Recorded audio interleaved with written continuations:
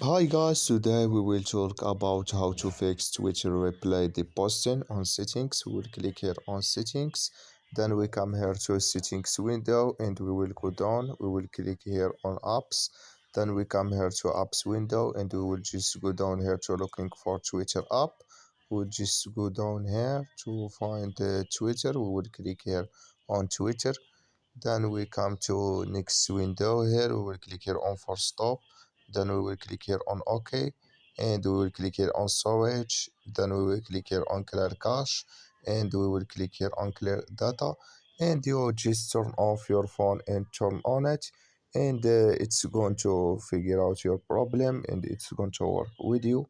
So that's all now. I wish now you I get it. Thank you for your watching. Don't forget to support us by like and subscribe, and see you in next video about all Twitter settings.